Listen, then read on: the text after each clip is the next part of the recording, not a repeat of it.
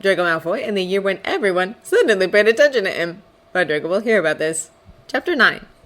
Destination, Determination, Deliberation. February passed in a blur of classes and apparition lessons. They were taught apparition on weekends by a ministry-sent instructor called Mr. Tweecross, a terribly dull man who seemed to almost fade to nothingness in a room full of people, something that Draco and Harry had privately put down to too many apparitions. That couldn't be healthy for your body. One job off the list of possible future professions for sure. The concept of apparition seemed very vague at first, but Draco soon got the grip of it, slipping into it as he'd slipped into occlumency and legitimacy. It's all about focus and mind control. Draco shrugged at Harry after their second lesson when he had first managed to successfully apparate into his hoop across the room. Make sure your mind is set on your destination. Don't let yourself be distracted. Yes, destination, determination, deliberation. Harry recited, rolling his eyes, but he looked fond. You are insufferable, you know. How come you can do everything? I cannot! Draco protested, laughing. Can too. Harry snorted. It would be frustrating if it weren't you. What are you two bickering about again? Ginny chuckled, taking the seat next to Draco, quite surprisingly, with Ryan in tow. It's called flirting, Gin, Hermione said slyly without looking up from her book. She too had managed to apparate today, but noticeably later than Draco, so he suspected she was a little sulky about it. Pardon me. Ginny rolled her eyes and Ryan grinned like a Kneasel who had gotten the cream. Didn't want to intrude. Very funny, Draco deadpanned. We were just talking about apparition lessons. Oh, right. Ginny frowned as if just remembering. How did they go? Draco and Hermione managed to apparate into their hoops, Harry told her with a pointed look. You don't say! She mock-guessed. I know, right? He nodded. Such a surprise. I don't know why we're friends with you, Draco complained. You only bully us for being smarter than you, and then try to copy our homework. Harry laughed. Ginny, on the other hand, got to her feet. I'm gonna go check on Dean, she told him. See you guys later.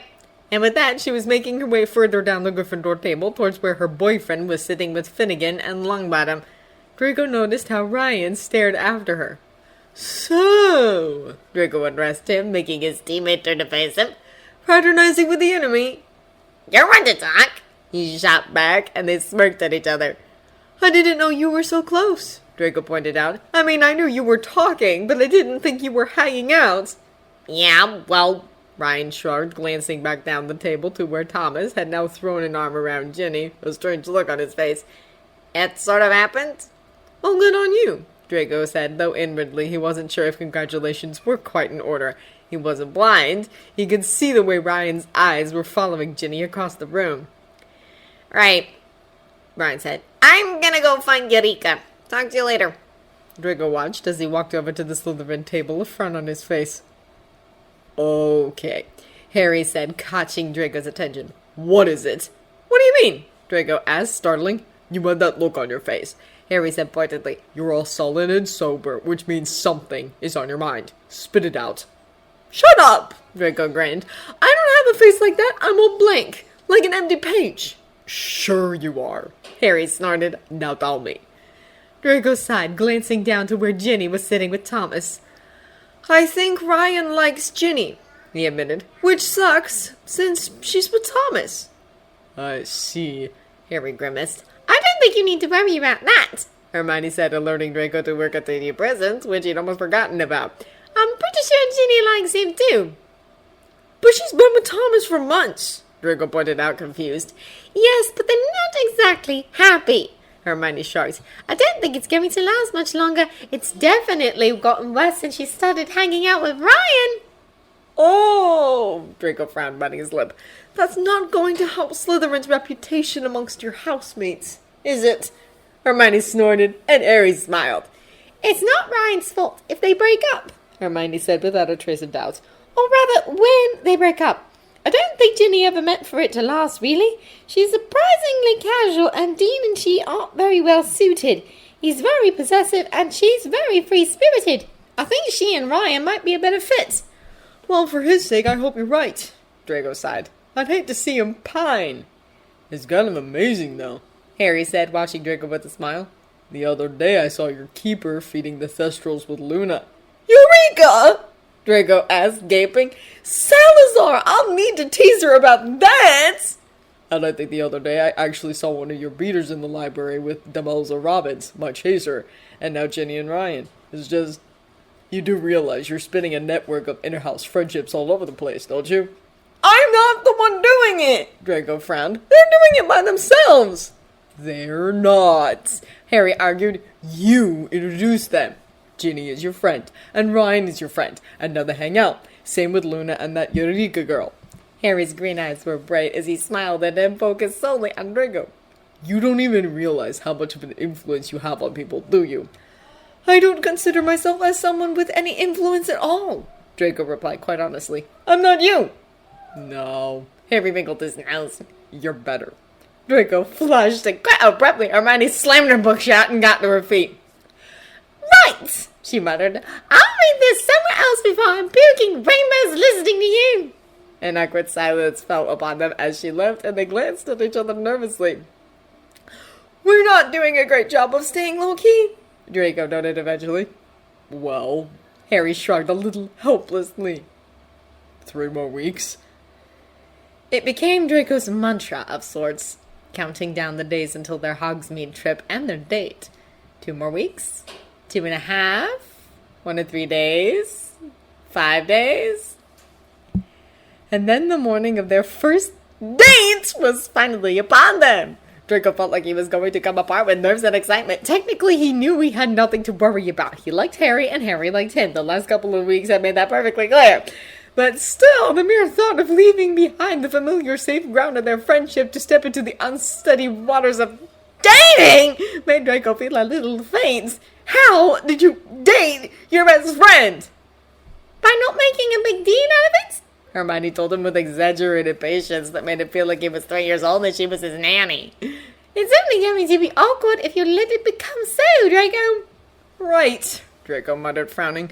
Only when Harry did it, Jane. Don't you dare compare yourself to her, she hissed. You've known each other forever. They had nothing in common apart from Quidditch and Cedric Diggory. Right, Draco repeated, nodding. Yeah, okay. Don't worry, Hermione soothed. He's been one step away from jumping your bones since at least December. There's absolutely no reason why this date should end in a complete disaster. You're right, Draco nodded, and just at that moment, Harry got to his feet at the other end of the Gryffindor table, bidding his goodbye to Weasley, Lavender, and Patel, before making his way over to them. I'll leave you to it, Hermione smiled, getting to her feet as well. I promise to meet Neville and Luna. Have fun and don't overthink, alright? I'll try. Draco smiled and waved at her with her fork before dropping it to his plate, knowing he wouldn't eat any more of his half-finished breakfast. Thank you. Have a nice day. You too, she grinned, waving at Harry as he took the seat next to Draco and disappeared towards the door. Hi.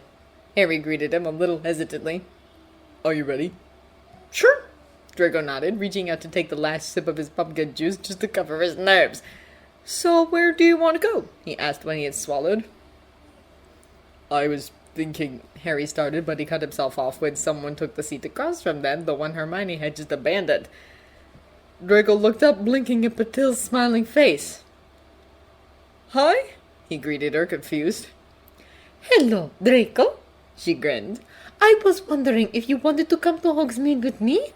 Lavender and Ron are having a big date for his birthday, and I happen to find myself without a partner. Would you like to accompany me? Oh, Draco muttered, feeling awkward. He could feel Harry's tension from the seat next to him. I'm sorry, but I'm going with Harry. But you two always go together, she protested, sulking a little. I'm sure Harry will understand if you go out on a date of your own every now and then, won't you, Harry? Draco was unsure what kind of reaction he had expected to Patil's statement, but he still startled quite a lot when Harry's possessive arm suddenly wrapped around his waist, pulling the Slytherin demonstratively against the Gryffindor side. Harry's body was warm and his scent familiar, and Draco's heart was pounding as he sat there frozen, a unicorn caught at one point. When Draco says that he's going with me, Harry said, his voice hard, almost threatening, He means we're going together. So yes, I mind very much if you're trying to snatch away my date, Parvati. Draco felt that all over, but his eyes were glued to Patil, who was staring at Harry uncomprehendingly. He could see the exact moment when her mind caught up with Harry's words and her eyes widened, her cheeks reddening. "Oh!" she muttered, clearly flustered. "I hadn't realized. I didn't think." Obviously, Harry returned, his tone scathing. Now, if you don't mind. "Yes," she nodded, quickly getting to her feet and stumbling backwards. "I'm sorry to have disturbed you." And quickly as that, she was gone, though Harry didn't let go of Draco. A slow smile slipped over Draco's face, and he couldn't help but glance at Harry's sullen face. What? Harry asked, a little defensive. Are you laughing at me? "I'm not!" Draco promised. "I'm happy you don't." Oh. Harry blinked. He seemed confused about that statement. You're happy because I lashed out at Parvati? "I'm happy because you're jealous." Draco rolled his eyes, elbowing him fondly. Of course I'm jealous, Harry said indignantly. She's been all over you since the term started. It's hurt me so much. "Whoa, welcome to my world." Draco deadpanned, but he was still grinning. Harry just glowered at him, half-heartedly, but he seemed to concede to his part because he did not fight it. "Okay then," Draco continued cheerfully. "Now that you've officially blown past low-key and staked your claim, shall we get going?" Yeah. Harry nodded reluctantly, letting go of Draco's waist to allow him to get to his feet. Let's. Draco got up and pointedly held out his hand to help Harry up. Harry grinned, entwining their fingers. They did not let go until they got to Filch's security check. Hermione had been completely right about Draco's fears being unfounded. Nothing between them was awkward. They slipped into an easy conversation on their way to the village, and Harry soon tangled their fingers together once more, holding his hand as they discussed school, the Quidditch House Championship, their friends, everything that came to their minds. Don't get too comfortable up there at the top, Harry chuckled, squeezing Draco's hand. Once we've beaten Hufflepuff. "We still need to lose against Ravenclaw for you to even have a chance at the cup, Harry," Draco laughed. "Admit it, our team is just that good this year." You just won because you distracted me during our match, Harry muttered. "Excuse me," Draco demanded, laughing. "I did nothing." You didn't have to, Harry grumbled, flushing. You were all up close looking gorgeous and... Never mind. "Oh, Merlin!" Draco snorted, shaking his head. "All these years of being accused of not having my head in the game because of you, and now it's you who can't focus!" Shut up, Harry muttered, flushing a dark color, indicating that he was really embarrassed. It was just that one time, and I had only just started figuring out that I liked you, and I still feel stupid about it, okay?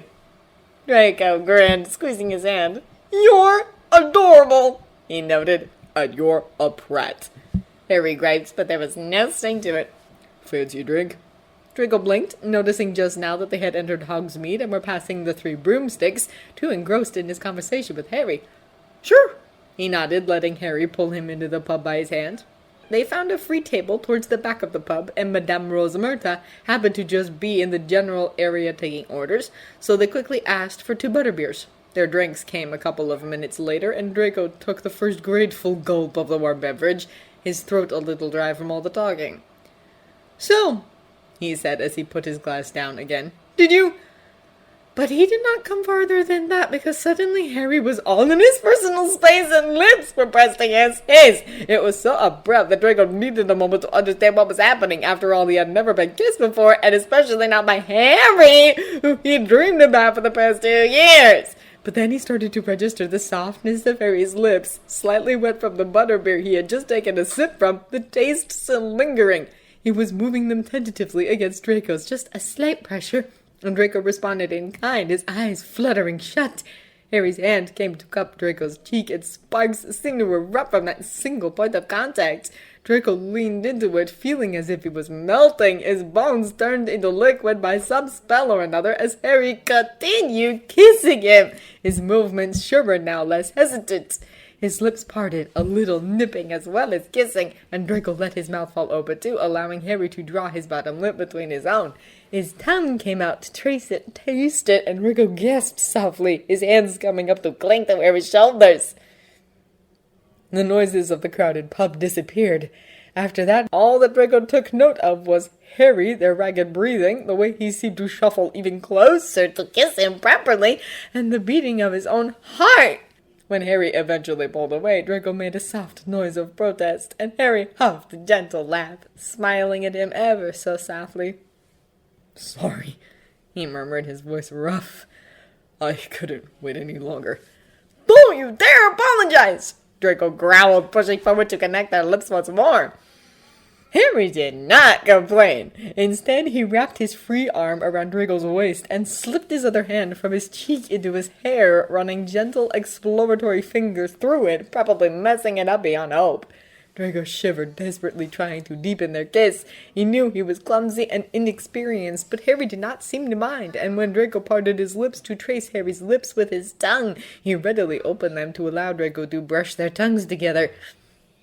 Draco wondered if it was possible to die from the force of your own emotions. He didn't know how long they sat there, just kissing. It could have been months, for all he knew, or barely minutes. Time seemed to become irrelevant compared to the taste and heat of Harry's mouth, so it was only when someone cleared their throat pointedly right in front of them that they jumped apart. Panting for breath, flushed and wide-eyed, he blinked up at a familiar redhead who was grinning at them like Christmas had come early. "Fred?" he gasped. "Wow, right even in the aftermath of a snogging session!" Fred raised his eyebrows, clearly impressed. "You might need to share your secrets with Mum, mate. She still confuses us." "What are you even doing here?" Harry asked, his expression just as lost as Draco's. "Oh, we've been in Hogsmeade for business," Fred shrugged, "thinking about taking over Zonko's. And since we're already here, we thought we'd drop in on our dear brother for his birthday." He gestured to a table across the pub where Weasley, George, Ginny, and much to Draco's surprise, Hermione were gathered. "Why don't you join us for a drink? I'll also buy you a new one." Draco smirked, nodding to their own abandoned bites and vanishing them with a wave of his wand. "I'm sure those are already cold." Harry and Draco exchanged an embarrassed look before shrugging and following Fred towards their table. "Rosmerta, 2 more, please," Fred called as he pulled up 2 more chairs for Harry and Draco to sit. Draco sneaked a glance around the table as the barmaid got their drinks ready. Weasley looked very sullen, and his ears were suspiciously scarlet, indicating that he was not there by choice. Hermione seemed uncomfortable as well, though she was clearly trying to hide it. Ginny, though, had a smug grin on her face that matched her twin brothers, making Draco sink slightly back at his seat in mortification. "We're quite the date crashers today," George commented, cheerful and unconcerned. "This is the 3rd one we broke up." "Well, that's what you get for not sending an owl to warn us," Ginny snorted. "How were we to know that you're all so sexually active these days?" Fred lamented, making his younger brother choke on the butterbeer he had just taken a gulp from. George good-naturedly clapped him on the back. "Last year around this time you were all busy trying to bring down the school administration, not charming each other's pants off." "This was not a conversation I was planning to have with my brothers," Ginny sighed rather dramatically, and Draco couldn't help but smile. "Well, too bad for you then, miss," Fred shrugged. "Though at least Dean was amenable when we stole you away. He did not make a scene like Ron's flower of choice." "She had planned out the whole thing for us," Weasley muttered defensively, his blush rising to cover his whole face. "That's why she got a bit—" "Obnoxious," supplied George. "Insufferable," suggested Fred. "Resembling an actual fury," George added, making Draco almost lose it. He masked his snort with a cough and took a quick sip from his newly served drink. Weasley glared in his direction. "I'll hate you," he said, finally directed at his brothers. Now, Fred called, mock-wounded. "Is that the thanks we get for coming to see you?" "Plus, we invited her along," George noted. "It's not our fault she was in such a strut she declined." "Anyway, you might want to reconsider your choices," Fred told him with a confidential tone. "Your girl is too much work if you ask me. Your taste is very questionable." "Yes," George agreed. "Out of all of you, Harry and Draco are winning the dating game by far." "Yes!" Fred turned back to the 2 of them, grinning as he did. "Now, when exactly did that happen? I'm dying to know." Harry said, flashing Draco a look who was still holding his bite in his hands and hid his grin behind it. It's sort of new. It's so not. Ginny rolled her eyes. You've been dancing around each other for months now. I did what now? Weasley asked, looking appalled. Both Ginny and Hermione sent him a pitying look. Well, didn't you tell me, mate? He asked, turning to Harry. Well, Harry muttered, shifting in his seat. I don't know. Guess I didn't want to jinx it. And it was only our first date earlier, so it's not like there was much to tell until today. Or to put it differently, Harry is a skirmish moron who can't do feelings. Ginny rolled her eyes. Maybe it's a good thing you two are there for each other. You saved me a lot of trouble. Weasley looked like he wasn't quite sure if he should feel relieved or sick at the statement, and Draco laughed, leaning back in his chair. Harry's hand reached out underneath the table to find his knee, squeezing. The news that Harry Potter and Draco Malfoy were dating spread like wildfire through Hogwarts. At every corner of the school, students were talking about it, and even amongst the teachers, Draco caught the occasional knowing smiles directed at them. It was a little embarrassing, but he was too happy to be really bothered by it. And Harry, quite surprisingly, didn't seem to mind the attention for once, so Draco decided to not overthink it. If anything, Harry spurred the rumor mill on by his relentless need to touch Draco in any way he could get away with in public, whether it was reaching out to hold his hand, or place his palm on the small of his back, playing with the short hairs on the back of Draco's neck as he leaned into him, or just slinging a seemingly casual arm around his shoulders. There seemed to be always some form of contact between them, and it was always initiated by Harry. Not that Draco wouldn't reach out if he could, but he never got the chance to because Harry did it first.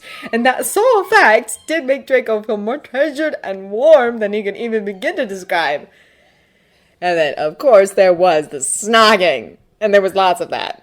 Harry caught him in the corridor between classes and pulled him into abandoned alcoves or behind tapestries to have his way with them, and Draco had never been as thankful for Harry's extensive knowledge of the castle's secret hiding places as he was now. As well as their relationship went, though, the couples around them seemed to be crumbling, and being the Slytherin he was, Draco was delighted by that development. Upon the night of their return to Hogsmeade, Weasley and Brown broke up. Apparently, there'd been a huge public fight in the Gryffindor common room, resulting in the permanent split they had all been waiting for. Weasley had been sulky for all of one day, but all in all, he seemed as relieved to be rid of her as all of the rest of them were. The second breakup came a week after, and should maybe not have been as much of a surprise to Draco as it was, but still, he couldn't help but gape at Jenny when she told him offhandedly that she had dumped Thomas the previous night. Okay, he said slowly, catching Hermione's eyes, who raised her eyebrows meaningfully. May I ask why? Because he's been driving me insane for weeks, Ginny uffed. I'm not a possession or some damsel in distress. I don't need some 15th century bloke who tries to own me. Okay, Draco replied again for lack of anything better to say.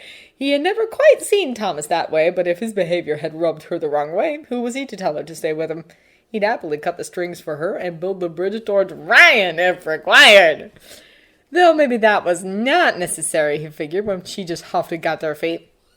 Right then, she sighed. I've got to take off. Ryan said he'd meet me at the pitch. He'll fly off my frustration with me.